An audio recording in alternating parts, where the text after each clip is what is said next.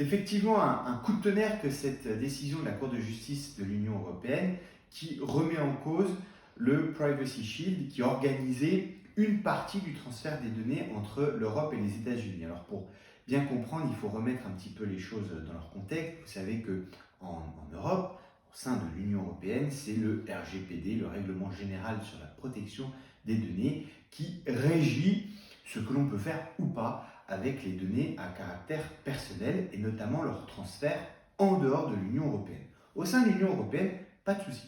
On peut transférer autant de données personnelles que l'on souhaite puisque tous les États de l'Union européenne ont la même loi finalement qui découle du RGPD. Ça se corse un petit peu par contre lorsqu'il s'agit de transférer en dehors de l'Union européenne. Là, il y a deux types d'États.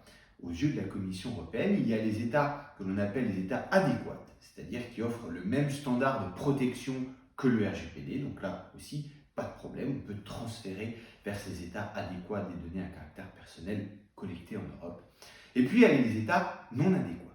Et la question se pose bien sûr principalement pour les États-Unis, puisque c'est principalement vers les États-Unis qu'il y a du transfert de données à caractère personnel depuis l'Europe, notamment via les réseaux sociaux que l'on utilise quotidiennement. Et là, si la question se pose avec acuité, c'est parce que les États-Unis ne sont pas un État adéquat. Il n'y a pas de CNIL aux États-Unis, il n'y a même pas de loi fédérale sur la protection des données à caractère personnel. C'est à chaque État de légiférer et il n'y a pas le même souci de protection qu'en France. Il y a notamment le Patriot Act et toutes les autres lois qui permettent au gouvernement et aux instances gouvernementales américaines de collecter et de s'immiscer également dans les données à caractère personnel des citoyens américains, voire des autres citoyens.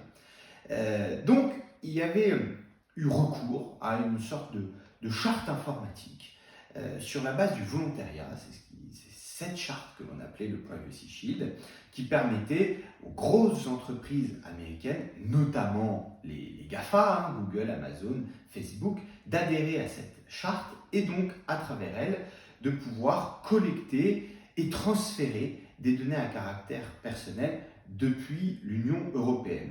Alors, il y avait déjà eu une première tentative, c'était le Safe Harbor, en 2015.